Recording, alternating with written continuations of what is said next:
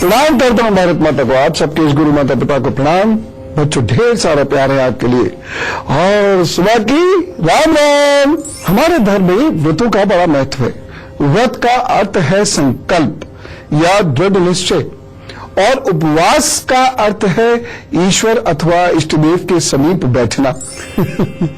इन दोनों में से वो तो मतलब निकल ही नहीं रहा जो हम करते हैं हफ्ते में या 15 दिन में या महीने में या अथवा कभी किसी पर्व पर। वास्तव में व्रत उपवास का संबंध हमारे शारीरिक और मानसिक शुद्धिकरण से है। व्रत के 3 प्रकार होते हैं, नित्य, नैमित्तिक और काम्य व्रत। नित्य व्रत क्या होता है? नित्य व्रत वो है जो भगवान को प्रसन्न करने के लिए निरंतर किया जाता है, ऐसा नहीं जो कभी कभी हो गया। निरंतर करने वाले को नित्य व्रत कहते हैं। वास्तविक रूप से तो यह कारगर सिद्ध होता है। दूसरा होता है नैमित्तिक व्रत। अब जैसे नाम से ही स्पष्ट है, ये व्रत किसी निमित्त के लिए किया जाता है, यानी कोई कार्य विशेष के लिए किया जाता है, अनुष्ठान रूप में किया जाता है। और तीसरा होता है काम्य व्रत। यह व्रत किसी कामना से किया जाता है, इसमें प्रभु से प्रेम हो ऐसा कुछ नहीं है। जैसे मेरी शादी हो जाए इसके लिए 16 सोमवार का व्रत, इस प्रकार से उसमें शिवजी से प्रेम है इसलिए किया जा रहा तो नहीं है। यह हो गया काम्य व्रत। तो इस प्रकार 3 व्रत होते हैं। इन तीनों व्रतों में से नित्य व्रत ही श्रेष्ठ है। यदि आपको बुरे ग्रहों से, बुरे प्रभावों से वास्तव में मुक्ति चाहिए तो नित्य व्रत की ओर जाइए। नहीं तो कोई काम पड़े तो प्रभु को याद कर लीजिए। काम्य व्रत से पूजा उपासना का कोई संबंध नहीं है। लेकिन व्रत के वैसे बहुत लाभ हैं। क्या क्या लाभ है? व्रत उपवास से शरीर स्वस्थ रहता है। निराहार रहने से, एक समय भोजन लेने से अथवा केवल फलाहार लेने से पाचन तंत्र को आराम मिलता है। इससे कब्ज, गैस, एसिडिटी, अजीर्ण, अरुचि, सरदर्द, बुखार, मोटापा जैसे कई रोगों का नाश हो जाता है। ज्ञान, विचार, पवित्रता और बुद्धि का विकास होता है। वह लोग जो बहुत ज्यादा खाते हैं उनकी आध्यात्मिक शक्ति कभी नहीं बढ़ सकती, गिरती चली जाती है। इसलिए आप देखिएगा कि जो आध्यात्मिक लोग हैं स्वतः ही उनका अन्न पे निर्भरता खत्म होती चली जाती है। स्वतः होता है। वह फल पर, जल पर अधिक निर्भर होते हैं। मीठा और नमक दोनों उनका कम होता चला जाता है, स्वतः होता चला जाएगा। आपका नहीं हो रहा है और अन्न पर निर्भरता बढ़ रही है, इसका सीधा सा मतलब है कि आपका अध्यात्म अभी उन्नति नहीं प्राप्त कर रहा, आध्यात्मिक शक्ति अभी कमजोर हो रही है। इसके साथ साथ यदि आप मानसिक कार्य बहुत ज्यादा करते हैं और करना चाहते हैं और मानसिक रूप से विलक्षण होना चाहते हैं तो भी अन्न का प्रयोग बहुत सीमित, नियमबद्ध हो, समयबद्ध हो, अन्यथा यह आपकी बुद्धि को कमजोर करेगा। इसी कारण उपवास व्रत को पूजा पद्धति में शामिल कर दिया गया है। व्रत के कुछ नियम हैं। जिस दिन व्रत हो उस दिन इन नियमों का पालन अवश्य करना चाहिए। जिस दिन आपका उपवास है, व्रत है, उस दिन हिंसा नहीं करनी चाहिए, यहां तक कि मानसिक हिंसा भी नहीं करनी चाहिए। ऐसे लोगों को किसी की बुराई भी नहीं करनी चाहिए और दिन भर किसी भी प्रकार का व्यसन, इसमें भ्रष्टाचार भी शामिल है। बहुत सारे लोग मैंने देखे सुबह सुबह बड़ा सा तिलक लगा के खूब जोर जोर से मंत्र पढ़ेंगे और पूरे दिन का कठोर उपवास रखेंगे, लेकिन ये करते रहते, इधर की टोपी उधर, उधर की टोपी उधर। भ्रष्टाचार भी करने से आपके व्रत संकल्प सब टूट जाते हैं। व्यभिचारी व्यक्ति का व्रत संकल्प से कोई अर्थ नहीं है। वह सिर्फ भूखा है लेकिन वह व्रत नहीं रख रहा है, क्योंकि व्रत रखना केवल भूखा रहना नहीं होता है। व्रत का नियम है सात्विक रहने का, कर्म से भी और विचारों से भी, अन्यथा आपका व्रत पूर्ण नहीं हुआ, आपका व्रत अधूरा रह गया, टूट गया। जैसे मान लीजिए आपका व्रत है लेकिन अचानक कोई चीज लेके आया और आपने उसे खा ली और कहा, और जैसे आपको ध्यान आया आपने कहा मेरा तो व्रत टूट गया, ऐसा कहते हैं ना। ठीक उसी तरीके से यदि आपके मन में मार काट या अन्य गंदले विचार आ गए तो आपका व्रत टूट गया, बेकार है वो। और इसीलिए होता क्या है, जैसे हमने किसी को कहा इतने उपवास करो, इतने उपवास करो, इतना उपवास, ऐसे व्रत करो, फिर वो कहते हैं काम नहीं हुआ। असल में व्रत ही नहीं हुआ, काम होता कहां से? लेकिन जिन लोगों ने व्रत उपवास एकदम इस प्रकार रखे जो मैंने अभी बताया है, तो ऐसा हो ही नहीं सकता, काम ना हो, असंभव है। किसी को निराशा नहीं हुई आज तक जिसने व्रत को व्रत की तरह से लिया। तो फिलहाल मेष, वृषभ, मिथुन और कर्क राशि का हाल, और उसके बाद फिर और व्रत की बात है रुचिकर विषय ना, और यह आवश्यक भी है क्योंकि हम सब पूजा पाठी लोग कभी ना कभी तो उपवास रखते ही हैं, इसलिए उसके मतलब को गहराई से अभी और समझेंगे। मेष राशि, कामकाज के तरीकों में सुधार लाएंगे, कार्य अच्छी तरीके से होंगे, दिन अच्छा है, बस एक सावधानी बरतिएगा। आपकी सावधानी यह है कि आप अपने कार्यकलापों से दूसरों को इस दिन आहत नहीं करें, अन्यथा आपके सूर्य बृहस्पति अच्छा परिणाम नहीं देंगे। छुआरे और खजूर का सेवन करें, यह उपाय है। क्या है उपाय? छुआरे और खजूर का सेवन कीजिए, औरों को भी करा सकते हैं, इससे चीजें बेहतर होंगी। क्यों बेहतर होंगी छुआरे खजूर से, मैं आपको बता चुका हूं ना। वृषभ राशि, आज आपकी सोच विचार कुछ ज्यादा रहेगी, निजता का आपके हनन भी हो सकता है।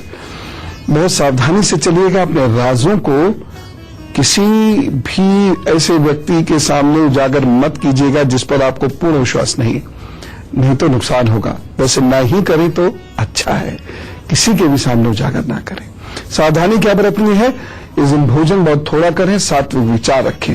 और उपाय, या देवी सर्वभूतेषु लक्ष्मी रूपेण संस्थिता नमस्तस्यै नमस्तस्यै नमस्तस्यै नमो नमः, इसका भी बैठिए 21 बार पाठ कीजिए, मन को शांत करके काम पर चलिए, सब ठीक होगा। मिथुन राशि, परिवार के लिए समय कमजोर है, कार्यों में अवरोध रहेगा, बस एक सावधानी बरतिएगा। घर में कमियां मत निकालिए, घर वालों में कमियां मत निकालिए, तो झगड़ा हो सकता है। उपाय क्या करना है? गंग गणपतये नमः का जप करिए, काम पर चलिए, सब अच्छा होगा। कर्क राशि, मेहनत और पराक्रम से काम करेंगे, सफलता भी प्राप्त करेंगे। दिन भर बहुत व्यस्त रहने का मौका बन सकता है, लेकिन वो अच्छा सिद्ध होगा। एक सावधानी, जल्दबाजी में कोई भी काम मत कीजिएगा। और उपाय, सफेद वस्त्र पहने। अब मैं आपको यह बताने वाला हूं कि कुछ लोगों को व्रत नहीं करने चाहिए। किसे नहीं करने चाहिए, यह जानने की जिज्ञासा उत्पन्न हो गई होगी। सुनिए, सन्यासी, बालक, रोगी, गर्भवती स्त्री और वृद्धों को उपवास से छूट प्राप्त है। इसके साथ ही अशौच अवस्था में व्रत नहीं करना चाहिए। जिसकी शारीरिक स्थिति ठीक ना हो और व्रत करने से उत्तेजना बढ़े या तबीयत खराब हो, उसे भी व्रत नहीं करना चाहिए। अब यहां पर अशौच का मतलब यह है, यदि आपका स्नान आदि नहीं हुआ तो व्रत आपके लिए दिन में कोई लाभ देगा भी नहीं। या कोई ऐसी मजबूरी है जिसकी वजह से आप स्नान आदि नहीं कर सकते, या टॉयलेट नहीं जा पा रहे हैं, या टॉयलेट नहीं हो पा रहा है, तब भी आप उपवास ना करें। और उसमें कोई टेंशन की बात भी नहीं है। थोड़ा सा बुरा जरूर लगता है कि हाय हम उपवास नहीं कर पाए, हमारा पर्व अधूरा रह गया, आदि आदि आदि, लेकिन कोई लाभ होगा नहीं उस उपवास का। साथ ही साथ जो बुजुर्ग हैं, बीमार हैं, या बच्चे हैं बीमार हैं, या स्त्रियां हैं गर्भवती हैं, या बीमार हैं, उन लोगों को भी प्रभु छूट देते हैं। बस आप मन से उन्हें याद कर लीजिए, प्रभु आपका जप भी व्रत के रूप में स्वीकार कर लेंगे। चलिए अब जान लेते हैं सिंह, कन्या, तुला, वृश्चिक का हाल। सिंह राशि, वाद विवाद झुंझलाहट पैदा कर सकते हैं, आकस्मिक धन खर्च होने की आवश्यकता है, मनमुटाव हो सकता है, लोगों से ध्यान रखें। एक सावधानी बहुत आवश्यक है, इस दिन बात करते समय शब्दों पर बहुत ध्यान दीजिएगा। और उपाय क्या करेंगे? काले कपड़े का दान कीजिए, अभी काम पर लगिए, सब ठीक होगा। कन्या राशि, घर में सुख सुविधाओं का विस्तार हो सकता है, रुके हुए कार्य भी आपके पूर्ण हो सकते हैं, बस एक सावधानी आवश्यक है, बिना समझे किसी की मदद मत करिएगा। उपाय क्या करना है? नींबू खाइए या आंवला खाइए, औरों को भी खिलाइए, यही इस दिन का उपाय है। हमारे साथ तो ऐसे ही ऐश होते हैं, देखिए खाते पीते ग्रह ठीक हो जाते हैं। तुला राशि, पारिवारिक समस्याएं बढ़ सकती हैं, अनियोजित खर्च यानी अनप्लान्ड एक्सपेंडिचर भी हो सकते हैं और इस दिन खर्च किया गया धन अधिक कार्य भी नहीं आएगा। सावधानी क्या करना है, फालतू बातों पर इस दिन ध्यान मत दीजिएगा, सलाह लेकर ही काम कीजिएगा। और उपाय, प्रभु का काम, प्रभु का नाम, प्रभु का ध्यान, बस इसी को लेकर अभी बैठिए, थोड़ा ध्यान कीजिए, कुछ सेवा कीजिएगा लोगों को किसी भी चीज की, तो वो सब ठीक करेंगे। वृश्चिक राशि, उन्नति के लिए दिन काफी अच्छा है। प्रयास तो अवश्य करने पड़ेंगे परंतु सफलता मिलेगी। सावधानी, घमंड मत आने दीजिएगा। उपाय, चांदी के ग्लास में जल पीजिए, अपना दिन प्रारंभ कीजिए, प्रभु सब ठीक करेंगे। अब मैं आपको ये बताना चाहता हूं कि किस व्रत का क्या विधान होता है। न्यूनतम विधान तो आपको मानना ही चाहिए, मैं उसका पालन तो आपको करना ही चाहिए यदि आप उपवास रख रहे हैं या कोई व्रत करते हैं तो। जैसे एकादशी का व्रत, सनातन धर्म में एकादशी व्रत बहुत महत्वपूर्ण माना गया है। प्रत्येक वर्ष 24 एकादशियां होती हैं। जब अधिक मास आता है या मन मास आता है जो अभी आकर गया है, तब इनकी संख्या बढ़कर 26 हो जाती है। एकादशी के एक दिन पहले अर्थात दशमी से ही कुछ अनिवार्य नियमों का पालन जरूर कर लेना चाहिए। क्या पालन? दशमी के दिन मांस, मदिरा, प्याज, मसूर की दाल, लहसुन आदि वस्तुओं का सेवन नहीं करना चाहिए तथा रात को पूर्ण ब्रह्मचर्य का पालन करना चाहिए। यदि आप एकादशी का व्रत कर रहे हैं तो भोग विलास से आपको दूर रहना चाहिए। एकादशी के दिन सुबह सुबह लकड़ी का दातून भी नहीं करें, बल्कि नींबू, जामुन और आम के पत्ते जो स्वयं भूमि पर गिर जाते हैं उन्हें, क्योंकि वृक्ष के पत्ते तोड़ना भी वर्जित है। और देखिए, इसी तरीके से पर्यावरण सुरक्षित रखा था हमने, आज उसे बर्बाद कर दिया। तो यह पत्ते आप चबाइए और उंगली से ही इस तरीके से साफ कर लीजिए और कंठ भी साफ कर लीजिए। स्वयं गिरा हुआ पत्ता लेकर ही उसका सेवन भी आप कर सकते हैं। यदि ये संभव ना हो तो पानी से 12 बार कुल्ले कर लें, फिर स्नान आदि कर प्रभु के सामने इस प्रकार से प्रण करें कि प्रभु, आज मैं मन, वचन और कर्म से किसी को भी ठेस नहीं पहुंचाऊंगा, सत्यमार्गी रहूंगा तथा पूरे दिन प्रभु का स्मरण करते हुए अपने कर्तव्यों का निर्वहन करूंगा। फिर भगवान विष्णु जी का स्मरण करते हुए प्रार्थना करें, हे प्रभु, मेरी लाज आपके हाथ है, अतः मुझे इस प्रण को पूरा करने की शक्ति प्रदान कीजिए। तत्पश्चात मंदिर में जाकर गीता पाठ करें या पुरोहित जी से गीता सुने। तत्पश्चात ओम नमो भगवते वासुदेवाय इस मंत्र का अधिक जप करें। इस दिन व्रतधारी व्यक्ति को गाजर, शलजम, गोभी, पालक का सेवन नहीं करना चाहिए। जमीन से नीचे से निकलने वाली किसी भी चीज का सेवन नहीं करना चाहिए, लेकिन केला, आम, अंगूर, बादाम, पिस्ता आदि जो फल है इसका सेवन कर सकते हैं। प्रत्येक वस्तु प्रभु को भोग लगाकर उसमें तुलसी दल डालकर ही ग्रहण करना चाहिए। इस प्रकार एकादशी को व्रत करके द्वादशी के दिन ब्राह्मणों को मिष्ठान, दक्षिणा आदि देनी चाहिए यदि आपका मन है तो, किंतु स्वयं किसी का दिया हुआ अन्न आदि ग्रहण मत कीजिएगा। दशमी के साथ मिली हुई एकादशी वृद्ध एकादशी मानी जाती है, अर्थात वैष्णवों को योग्य द्वादशी मिली हुई एकादशी का ही व्रत करना चाहिए। यानी जिस दिन एकादशी और द्वादशी दोनों हो वह दिन ज्यादा शुभ होता है, उस दिन का उपवास भी ज्यादा शुभ होता है। त्रयोदशी आने से पहले व्रत का पारण करना चाहिए, यानी त्रयोदशी में व्रत नहीं रखना है। यानी एकादशी से आपने शुरू किया और अधिक क्या करना है, द्वादशी पूर्ण होने तक आप इसे कर सकते हैं। अन्यथा आप ऐसा भी कर सकते हैं कि जब एकादशी लगी आपने एकादशी का व्रत प्रारंभ किया, जब एकादशी पूर्ण हो गई तो आपने एकादशी का व्रत खोल दिया। तो इस प्रकार से जो एकादशी और द्वादशी को मिलाकर व्रत करता है वह उसका दिव्य फल प्राप्त करता है। लेकिन ये कब हुआ? दो अलग अलग दिन नहीं, एक ही दिन दोनों तिथियां यदि पड़ जाए तो ये बड़ी प्रभावशाली मानी जाती है।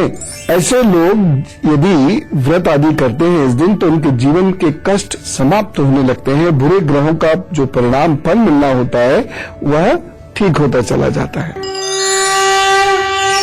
तो देखा, ये था एकादशी व्रत का रहस्य। और अब आपको पता चल गया कि बहुत सुंदर तिथि होती है, बड़ी फलदायी तिथि होती है। कौन सी? जिसमें एक ही दिन में एकादशी समाप्त होकर द्वादशी लग रही होती है। अब धनु, मकर, कुंभ और मीन का हाल। धनु राशि, कार्य क्षेत्र का विस्तार हो सकता है, सुखद और संतोषजनक परिणाम भी आपको मिलेंगे। बस एक सावधानी बरतिएगा, इस दिन अहंकार मत आने दीजिएगा। उपाय क्या करना है? गुरुजी के सामने बैठिए, बातें कीजिए। यदि सामने नहीं है तो उनके चित्र पर एकाग्र या उनकी सोच पर एकाग्र करिए और कुछ देर उनसे बतियाइए और देखिएगा तो जरूर कृपा करेंगे। मकर राशि, मानसिक थकन रह सकती है लेकिन धार्मिक कार्य के प्रति रुझान रहेगा। दिन कुल मिलाकर सामान्य है, बस एक सावधानी बरतिएगा। अपना काम दूसरों पर मत छोड़िए। और उपाय क्या करेंगे? धर्म स्थल पर गाय का घी दान कर दीजिए, सब ठीक होगा। कुंभ राशि, अपनों से दुख प्राप्त हो सकता है। ये दिन वाद विवाद से भरा हुआ है, प्रतिष्ठा का ध्यान रखना होगा। एक सावधानी बरतनी है, कम बोले सुने अधिक, असंतोष न उपजने दें। अगर असंतोष मन में है भी तो उसको बाहर मत आने दीजिएगा। उपाय क्या करना है? गरीब बच्चों को कच्ची पेंसिल का दान कीजिए। मीन राशि, आज आपके कार्यों में अच्छा रहेगा, प्रशंसा होगी, प्रतिष्ठा मिलेगी और संचित धन में वृद्धि के योग भी दिख रहे हैं। बस एक सावधानी बरतिएगा, कमर का इस दिन विशेष ध्यान रखें। और इस दिन उपाय क्या करेंगे? केशव को याद कीजिए। अच्युतम केशवम राम नारायणम कृष्ण दामोदरम वासुदेव हरे। ठीक है ना? ये इसका पाठ करिए और काम पर लग जाइए, सभी अच्छा करेंगे प्रभु। अब हमसे कुछ लोगों का जन्मदिन है। हम तो सर्वे भवन्तु सुखिनः की कामना करने वाले लोग हैं। ऐसे भगवान, देवता और ऋषि मुनियों के संतान हैं, इसलिए सबका सुख मांगा कीजिए। आपका सुख तो प्रभु नहीं दे देंगे। कहिए मेरा wish you very happy birthday. खुश रहा कीजिए, खुश रहा कीजिए। और जिनका है आज जन्मदिन, उनके आगे आने वाले 12 महीनों का हाल, बहुत सारी शुभकामनाएं और यही मेरा उपहार है, इसे स्वीकार कीजिए क्योंकि आपके आगे आने वाले 12 महीने पूरे जीवन को परिवर्तित करने वाले सिद्ध हो सकते हैं। पुरानी परेशानियां खत्म होंगी, कुछ नया शुरू होगा। हाँ, ये जरूर है कि कुछ रिश्ते गंवाने पड़ सकते हैं, कुछ धन गंवाना पड़ सकता है, कुछ तो प्रॉब्लम के बाद, लेकिन अच्छा समय अवश्य आएगा। कुल मिलाकर लाभप्रद होने वाले हैं ये 12 महीने, भाग्योदय के हैं ये 12 महीने। घर, प्लॉट, विवाह आदि संबंधी कार्य, शुभ कार्य, मंगल कार्य, ये सब संभव है। इसलिए इन 12 महीनों का एक एक क्षण उपयोग में लाइएगा, सदुपयोग कीजिएगा, वक्त बर्बाद मत कीजिएगा।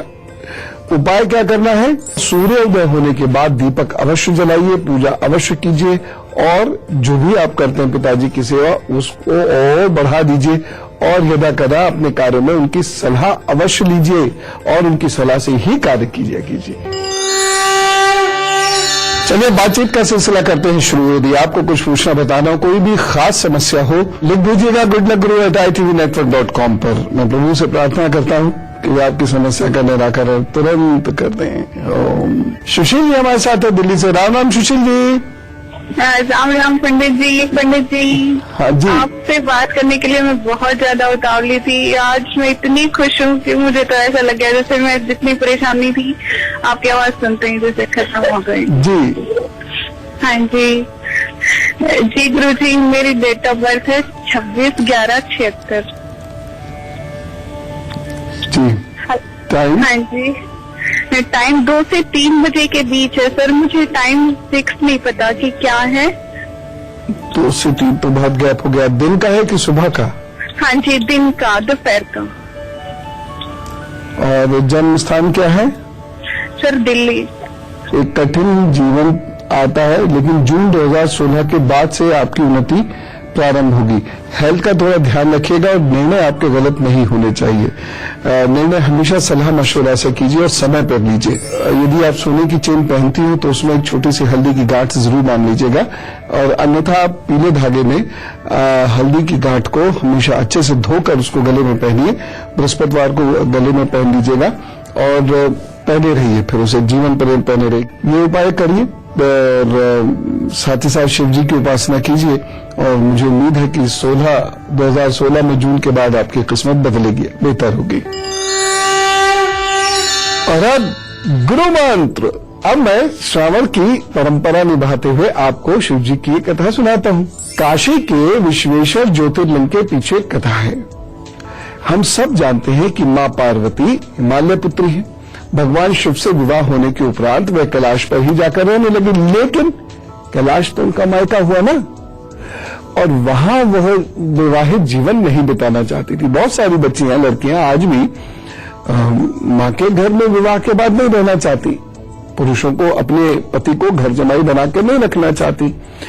तो माँ भी ऐसा नहीं चाहती थी, तो उन्होंने भगवान शिव से कहा, आप मुझे अपने घर ले चलिए, यहां रहना मुझे अच्छा नहीं लगता। सारी लड़कियां शादी के बाद अपने पति के घर जाती हैं, और देखिए मुझे पिता के घर में ही रहना पड़ रहा है। भगवान शिव ने उनकी ये बात स्वीकार कर ली। माता पार्वती को साथ लेकर अपनी पवित्र नगरी काशी में आ गए, और यहाँ आकर वे विश्वनाथ ज्योतिर्लिंग के रूप में स्थापित हो गए। काशी नगरी प्रलय काल में भी डूबती नहीं है, अब तो भगवान शिव के त्रिशूल पर स्थित रहती है, ऐसी मान्यता है। इस ज्योतिर्लिंग के दर्शन पूजन द्वारा समस्त पापों से छुटकारा प्राप्त हो सकता है। एक और बात, यहाँ ऐसी मान्यता है कि यहाँ पर यानी काशी में प्राण त्याग करने वाले को मोक्ष ही प्राप्त होता है। वैसे मोक्ष तो केवल अच्छी काम और कामना वाले लोगों को ही प्राप्त होता है, इसलिए अच्छे काम कीजिए, अच्छी कामना कीजिए। तो हमेशा ध्यान रखा कीजिएगा कि तप, व्रत, अनुष्ठान, उपवास, ये सब बहुत महत्वपूर्ण है और पूरे भाग्य को बदलने वाले सिद्ध होते हैं। तन, मन और चरित्र आचरण को शुद्ध करने वाले सिद्ध होते हैं। कल मैं आपको एक ऐसे पौधे के बारे में बताऊंगा जो आपकी सूर्य से संबंधित व्याधियों को दूर कर सकता है और साथ ही साथ गंभीर रोगों से भी बचा सकता है। नाम कल ही को दूंगा, आज तो चलने की इजाजत चाहता हूं, जाऊं। ईश्वर आपको बहुत खुश रखे, खूब आनंद हो आपको जीवन में, और स्वस्थ रहे, सुखी रहे और दूसरों को भी सुखी करें। राम राम, नमस्कार।